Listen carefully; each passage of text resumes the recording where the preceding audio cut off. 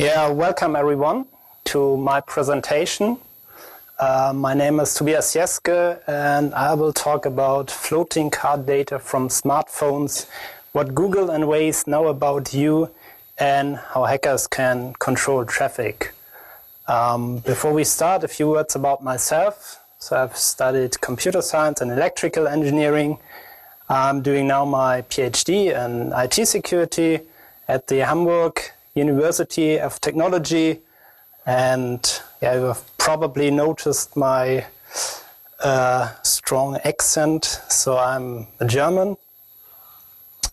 I'm nearly finished with my PhD, so if you have a job offers or so, feel free to contact me. So this is the agenda of my talk. I first will give you an introduction, give you some background information about the Google protocol and Waze.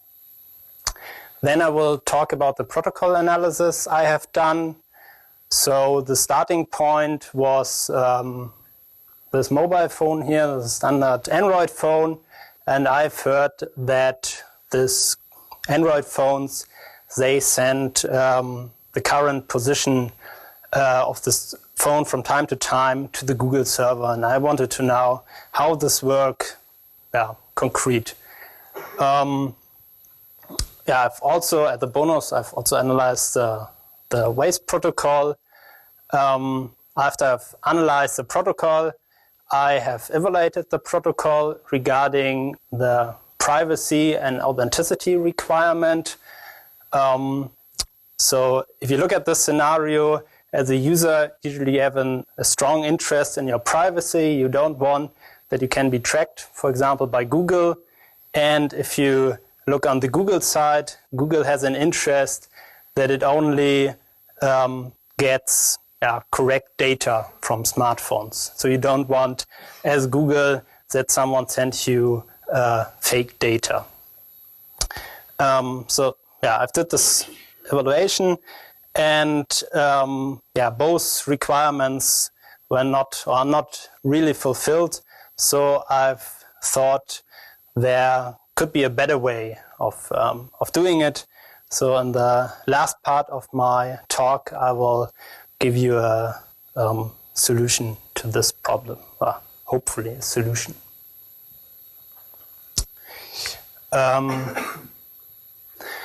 So if you have a navigation device, then probably it will receive traffic reports on the traffic message channel called TMC. So this TMC data is transmitted over a radio station. And so the main source of this traffic reports are the police. There are also some other sources. But it works so if there's an accident, a traffic jam somewhere, the police reports it to a TMC provider. The TMC provider forwards this information to the radio station, and then it's broadcast to all navigation devices. And then if your navigation devices receive such a message, it will calculate a detour. TMC is quite widespread. But often a problem is that these traffic reports are out of date. So I'm not driving so often, but once I made the experience. I was at night, I was on the highway, and I was nearly the only car on this highway, and my navigation system tries so that I take another route because it told me there's a traffic jam. Another problem is the low transfer rate. So you can only, transfer 16 bytes per second. In 2007, with two researchers, Andrea Barisiani and Daniele Bianco, they have shown how to counterfeit TMC messages. This was it's quite easy possible on the one hand side, because the TMC data is not transmitted encrypted. On the other side, you need special equipment for this attacks, and it only works locally. Google Live traffic. In 2007, Google added Google Live traffic to Google Maps. So Google Maps, you probably all know. If you open Google Maps on the right side, you can click on traffic information, and then all the roads are colored in red, green, and orange. So red means there's a traffic jam or heavy traffic. Green means free roads, and orange is, there's something in between. I've already told you that the position data comes from smartphones with Android operating system, and it is real-time traffic information. This data is also called floating car data. And the next cool thing, in 2011, Google Live traffic has been used to optimize the route calculations in Google Navigation. So you can see on the right hand side, so there's a thread, there's a traffic jam. Then if you use Google Navigation to navigate, then Google Navigation will calculate a detour for you. Of course, this is a little bit a bad example, but I think you get my idea. Waze is similar to Google Maps. It is an open source application. It runs on a little bit more platforms than Google Mobile, and it's quite popular. So if you go to the website of Waze, they say they have 36 million users end of 2012. In comparison to Google Maps, it also has an interactive component, so users can directly report, for example, speed traps, also from via the Waze map to Waze. Now we come to the protocol analysis. So the first thing what I've done was I have installed a normal packet sniffer on my rooted Android phone and collect all the outgoing traffic. And there were some packets which are suspicious because they go to this URL here. And if you look at it, so log, that probably means location, and mobile. But the problem was this S here, so it's using TLS and all the data is encrypted, so you can't read it. And the next thing, what I've done, I perform a man-in-the-middle attack using this tool here, Mitten Proxy. This is quite nice, written in Python. And use my Android 4 phone, install the root certificates from Mitten Proxy, you can install on the phone, and you configure a system-wide proxy server so that all the traffic is routed over this Mitten Proxy command. So this is it's pretty standard. In Android 4, it was quite easy to perform this attack. I first tried on Android 2, and it was really horrible. But then I've worked on this a couple of months ago. So I just have Android 2 telephone, but then I have an Android 4 telephone. It was much more easier, especially if you want to install your own certificates on the phone. And you don't want to install only browser certificates. So then I've analyzed the packets. So this is screenshots from my first trials. And so you look at it and then you can read it, but it tells you, it tells nothing. So I don't know what to do. And the next step, I've looked in the Google sources to find something. yeah, but I couldn't find something. In the latest version, there were no code which is related to this location provider.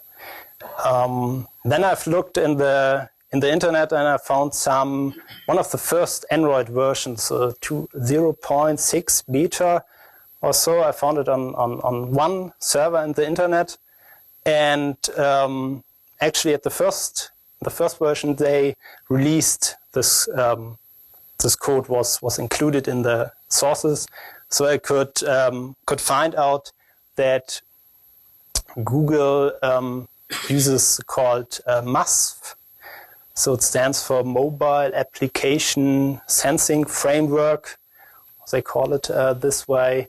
And yeah, I could figure out that the red part here, this is a MASF header.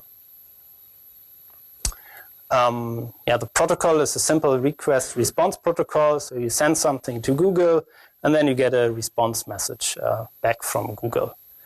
Before I go a little bit more into the details of the protocol,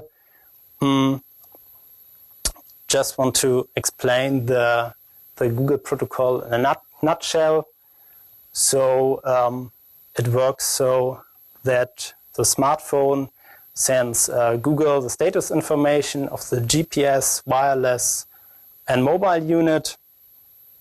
And the data amount depends on the configuration of your mobile phone. So either if it's activated or not, or if you, maybe old phones, they don't have a GPS receiver, then of course no data from the GPS receiver can be transmitted to Google. And then you send the request message sent to Google, and the response you get from Google contains, not always, but usually contains the approximate location of the phone. And the idea is this, like this win-win situation. So this, you send give Google the data, and you will get back the location of the phone. And if you then, for example, switch on Google Maps, want to determine your position, then it goes a lot faster than if you only use GPS, for example. This is how such MASF request message looks like. It's not so spectacular. So you have some fixed part. Then you have the name of the application. I will later can give you an example how it exactly look like. Then you have this strange cookie here, and two different types of blocks. So this is a plain block. This is quite not so easy to figure this out, because sometimes you get this message and sometimes you get this message. But if you look in the payload, then sometimes it contains a zip header.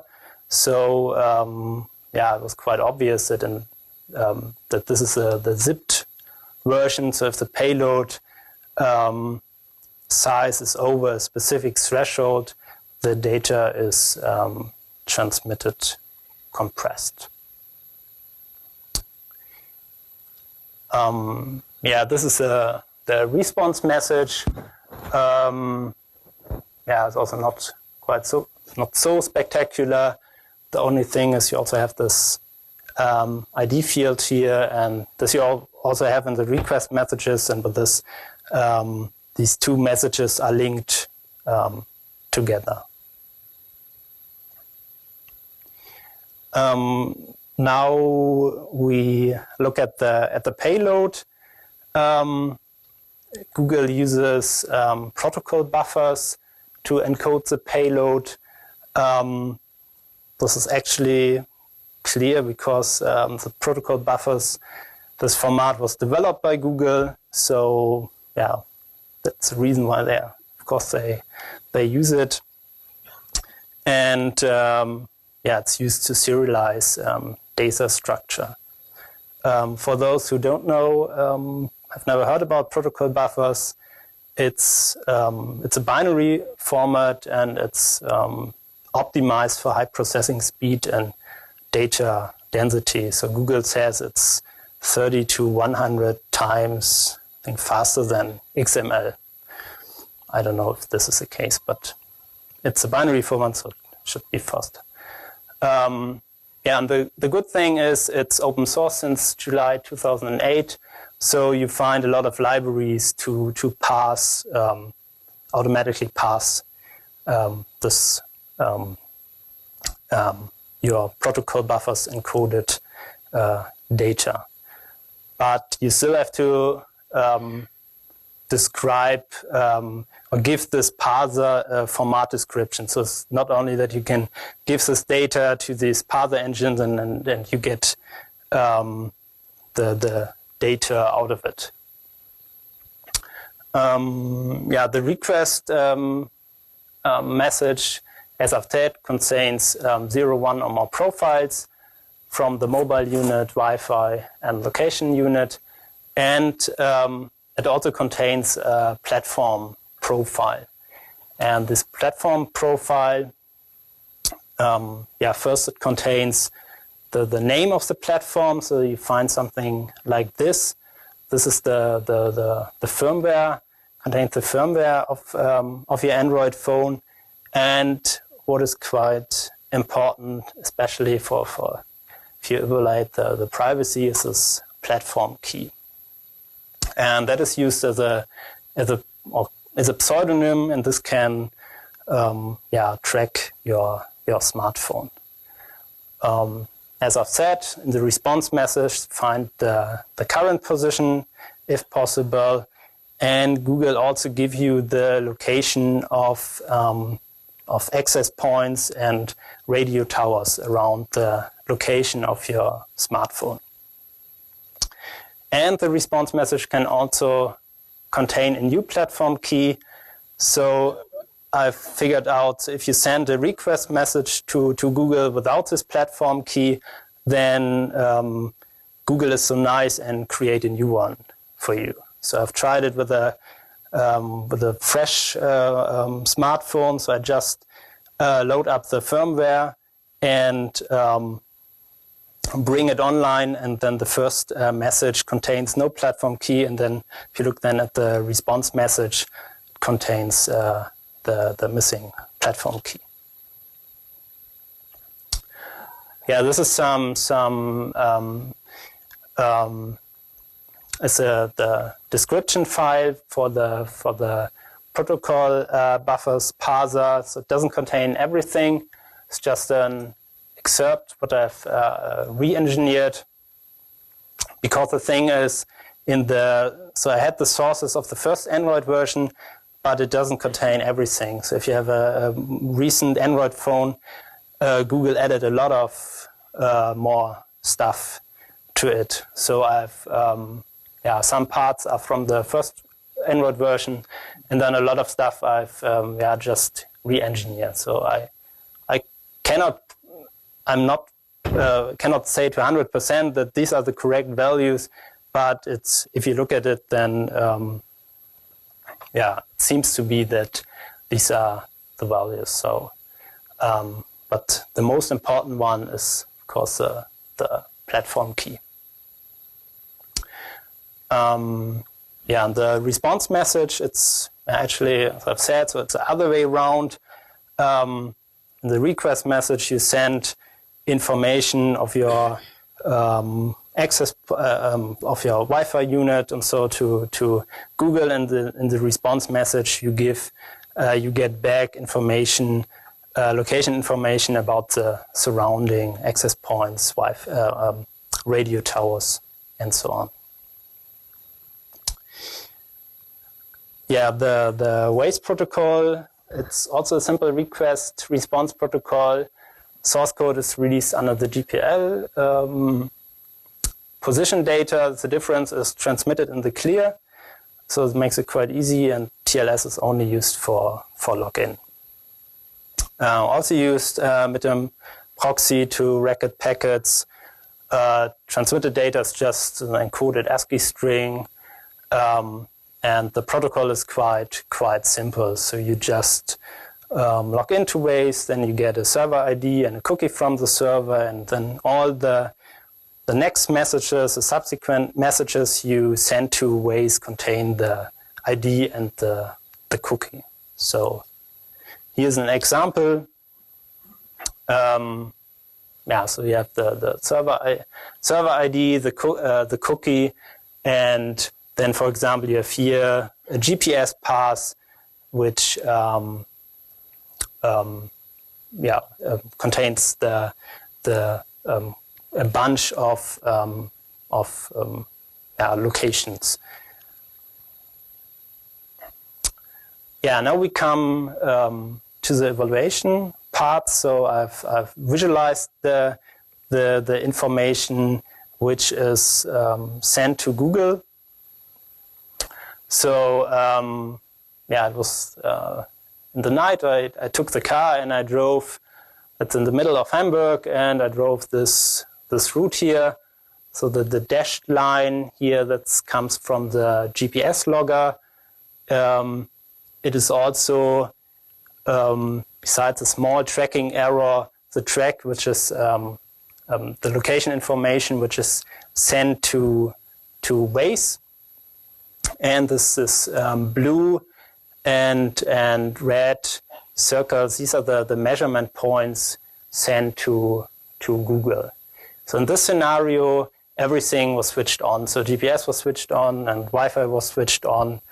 And I had two mobile phones, the same mobile phones, so, and run in parallel. So I drove this track here. So sometimes the gaps between these two measurements points are higher. That's not really deterministic. So it's, I don't know, sometimes it's sending faster location information.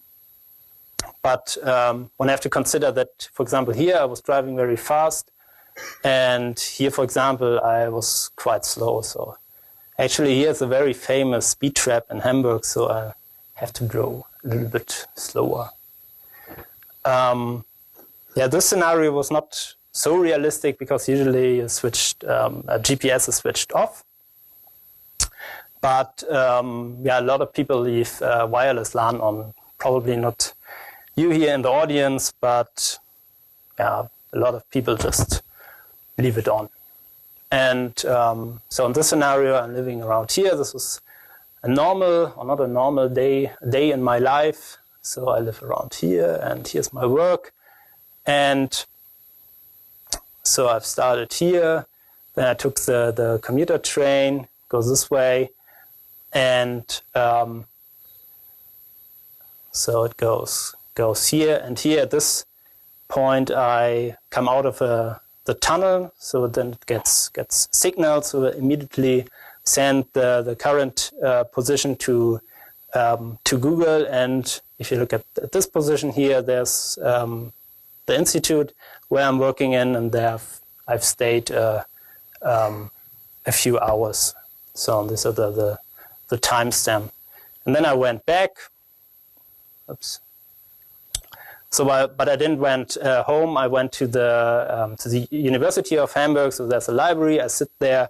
If you look at this location, and if you look at this location, then you could find out that there's the canteen of the University of Hamburg. So I eat something, and then I went back home. Yeah. So as I've said, so the platform key is generated by Google after the first start, but uniquely identify the phone and never changes. I don't know. So I tested a few days, weeks, and it always keeps the same. I try to reboot my phone, and it always keeps the same. Another observations I have made is you don't have to use Google Maps, so everything can be switched on off. No apps running on the phone. then every message has a sequence number for sequential ordering. If you use the Waze app, sends a bunch of position data using this GPS pass message or field in the message, and could also send a single location to the Waze server. And because every message to the server contains this unique server ID, server cookie, and the server ID, so it's quite easy for Waze to relate the position data to your user account. What is actually a feature if you're using Waze. They want this because then you can compare yourself with other people and say, like, I drove 20 kilometers, and the other one only drove 10 kilometers or so. Now we look at the other side, at the provider side, so at Google's side. So that's a picture from a highway cam. So the roads are clear. So usually in Hamburg there's a lot more traffic. What you can do is you can send faked data to the Google server to produce something, for example, like here. So we have sent some fake data to Google, and then you can manipulate the traffic flow analysis. The TLS tunnel ensures data integrity. But what happens if the old problem, if the attacker controls the beginning of the TLS tunnel? So as an attacker, you can randomly select a cookie, and the platform key is generated by Google, so it doesn't look really random. I don't know what it contains, but as I've said, you just send a request message to Google, which doesn't contain a platform key, and then Google is so nice and sends you a new platform key back. So the result of this is that the attacker can stay anonymous. So if you then think as an attacker, you can drive a route, collect data packets, and you can replay them later with changed timestamps. And you can think of by intensifying the attack, by using or by simulating several cars.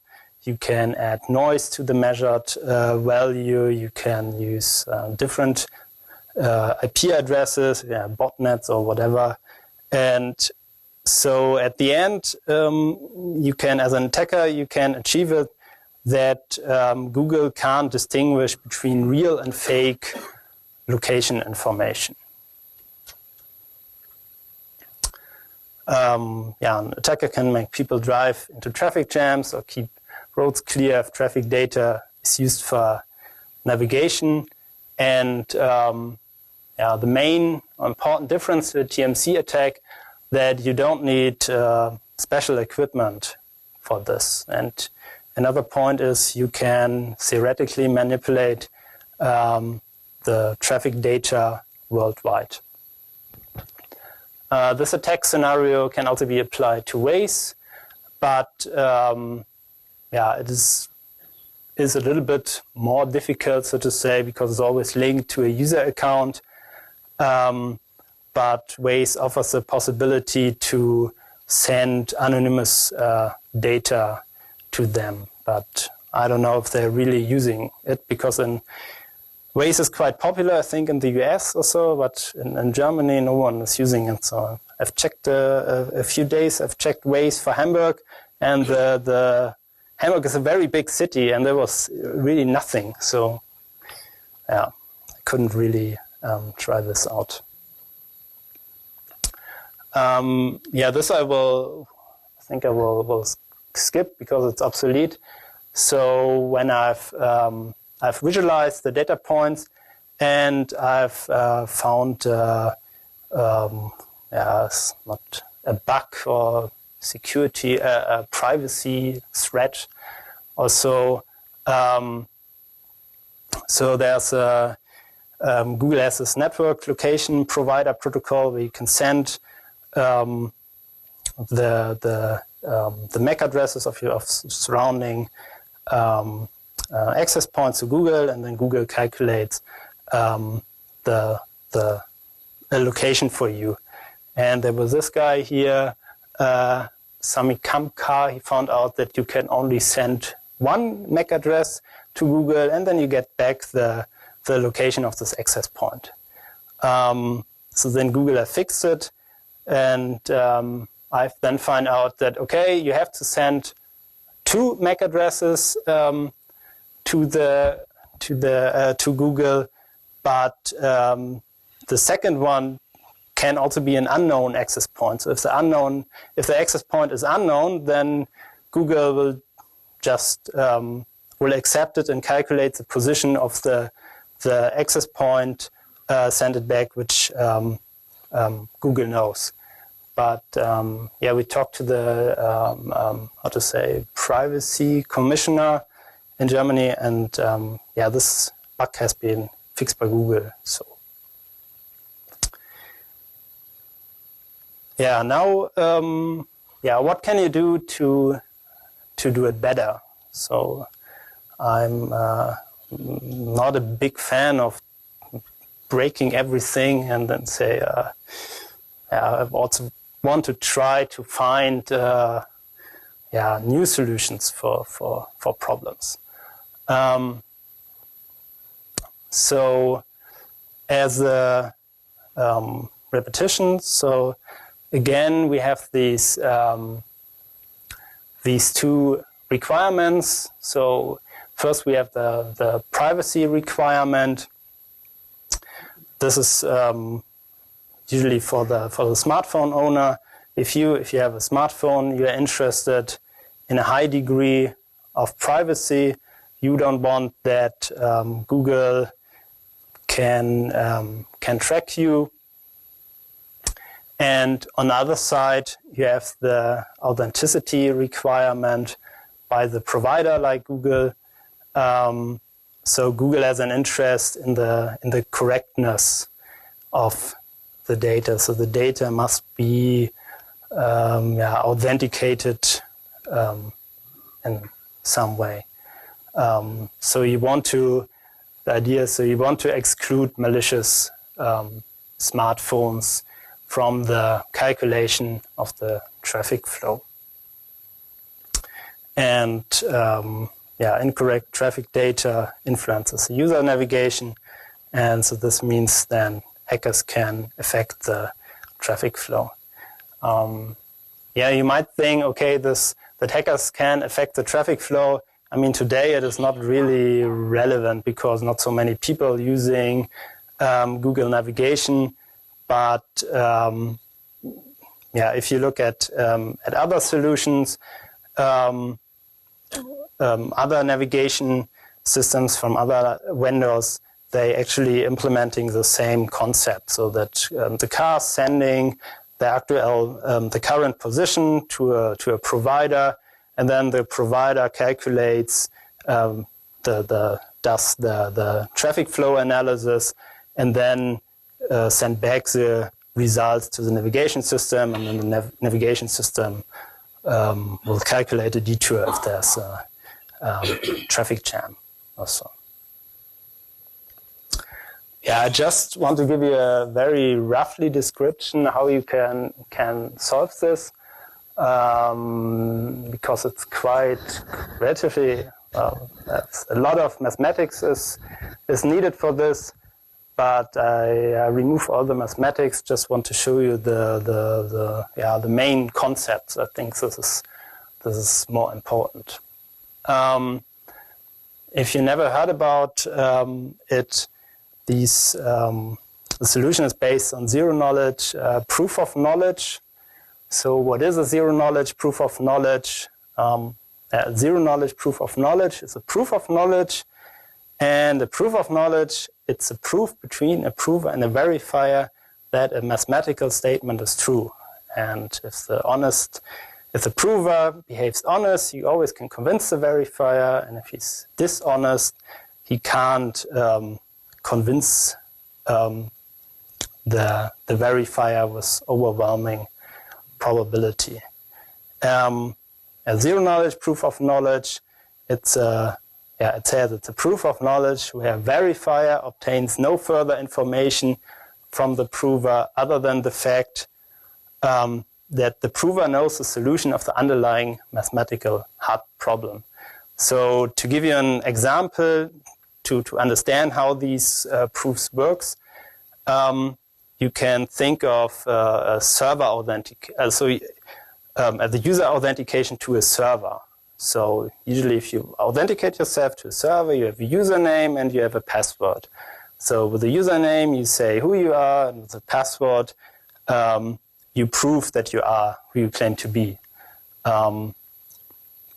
If you think about it, then for a lot of applications, you are actually sending more, you send more information to the server than necessary.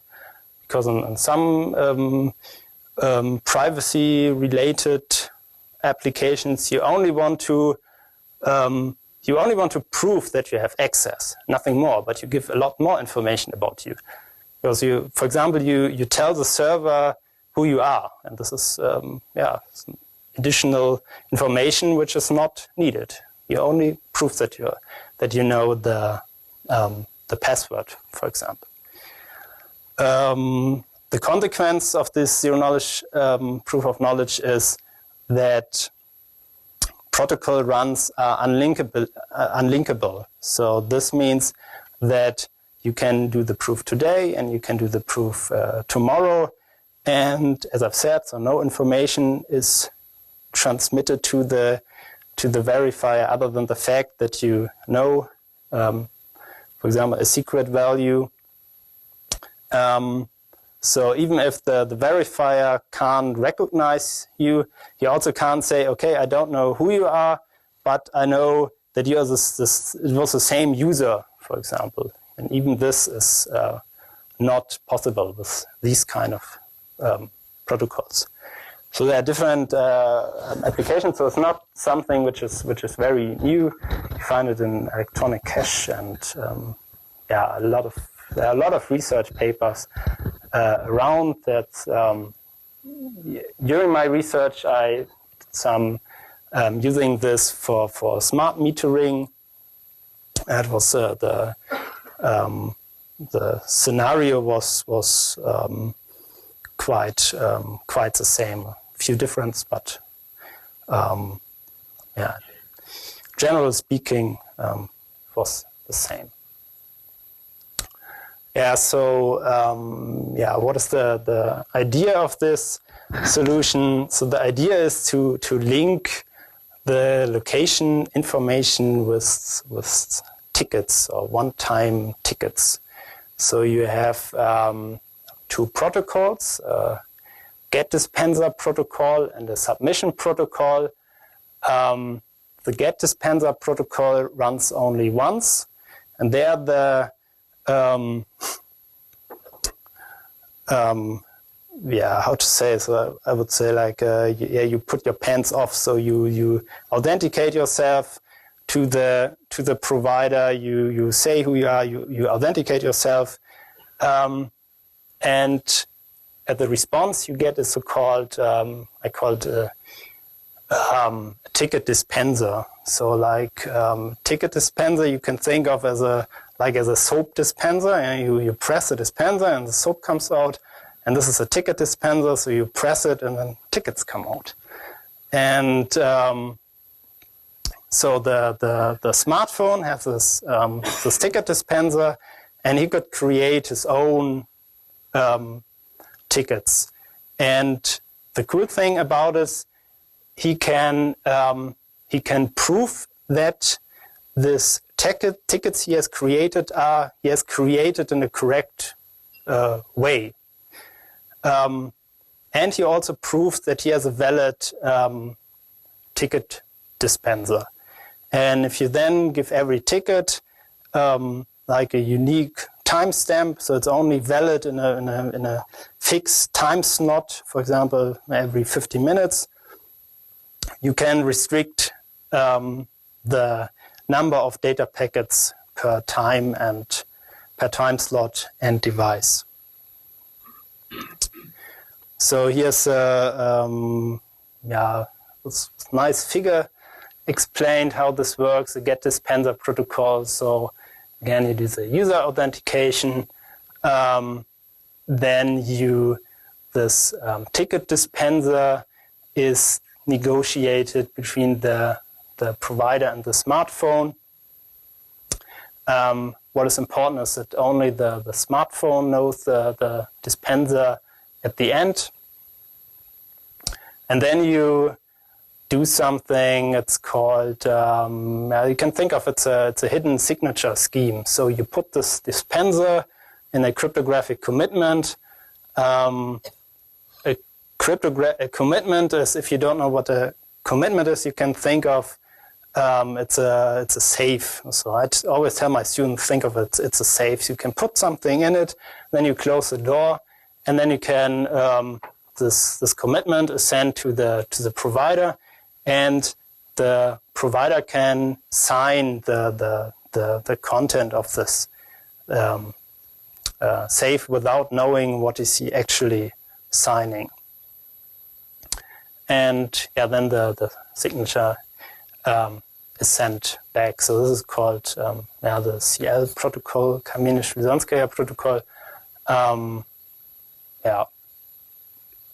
So this protocol runs only once, and then you have the submission protocol, and there you just you perform these the zero knowledge proofs. So you first prove in zero knowledge that you have a valid signature for the dispenser, and also the secret key is there. You also prove this. Then you create a new ticket for the current time interval, and then you also prove in zero knowledge that this ticket was correctly created. And of course, you send the ticket and the time interval or the timestamp and the position data to the provider. And then the provider puts this ticket and the timestamp, put it on a blacklist, so the smartphone can use it only once. So if he tries a second time, it wouldn't work because it will be detected by the provider. And he also couldn't, it is assured that he can only, the smartphone can only create a ticket or can use a ticket only every 50 minutes. So you cannot spam the provider with faked fake position data.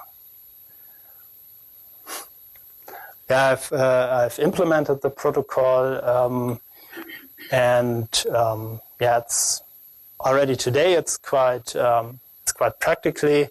One have to say that this was a quick and dirty implementation, and yesterday I've optimized a lot of things, but I couldn't test it on the Android mobile phone. So these are the old values, so it goes a lot faster. And another cool thing is that you can pre-compute these tickets. So you can pre-compute these tickets, for example, in the background, or for example, if the battery is getting recharged. So this is also a nice property. Discussion. What I have to mention is that the data packets can always be linked by their IP address. That is a problem always if you use these this privacy preserving protocols, if you're not using a homomorphic encryption or so. But in general, this is of course always possible. But if you're getting disconnected, at least in Germany, it is so that the connection is getting disconnected after a few hours, then you get a new IP, and then there's no possibility for Google or for the provider to link these two transactions with different IP addresses, or you can use Tor, something like this. The protocol can be extended, so this was just the first version of it. You can, which I doesn't really like, but there's a possibility to identify misbehaving users. So if you send tickets too fast, then this could be detected. You can limit the validity of the ticket dispenser. So I make the benchmark this was equivalent to 1024-bit RSA. So you can just force the users to re-authenticate themselves every week or so, and then you can change the keys or something like this. Now we come to the end of my talk. So I've evaluated the Google and Waze protocol regarding the privacy and authenticity requirement. I have shown that anonymity of the user is not assured, that user tracking is possible. Attackers can anonymously manipulate the traffic analysis and actively influence the navigation software. But I've also presented the first solution to increase the user's privacy, and at the same time makes attacks much more difficult. What I've already said during my talk, but is definitely worth mentioning, so that these results can be also transferred to every other navigation system which uses real-time floating car data, because you always have the same problems. So the users, they want privacy, and the provider,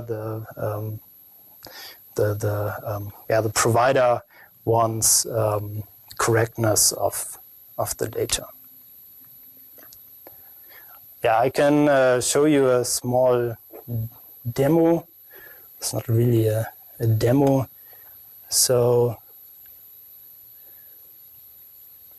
I don't know. So my results, I will put everything on probably on our on my website, so you can download it, and feel free to use it. So it's nothing special, but so these are, for example, this one route I have shown.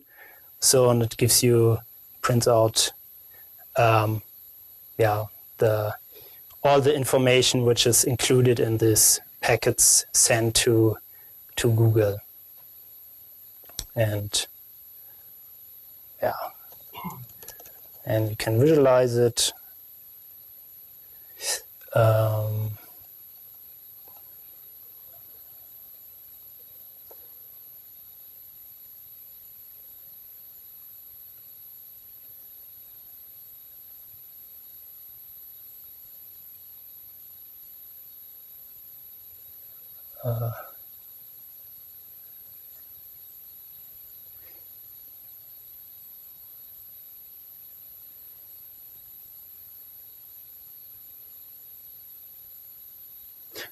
So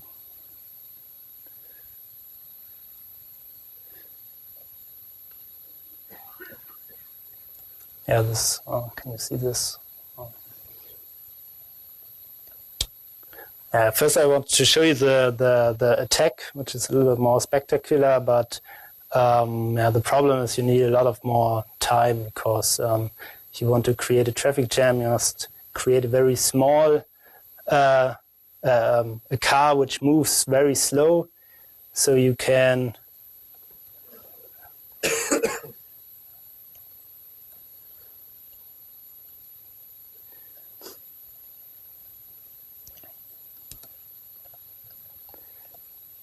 so this is a Perl script and support this, but you have to run it for I don't know, half an hour or so, and yeah.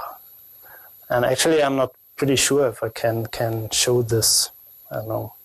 My boss told me no, I shouldn't do this. But yeah, I don't know. So I will put this on the on my web space. I don't know if I'll leave this attack part in it or not. Yeah, if you're interested and if you show me that you have a good heart, then I will send it to you. And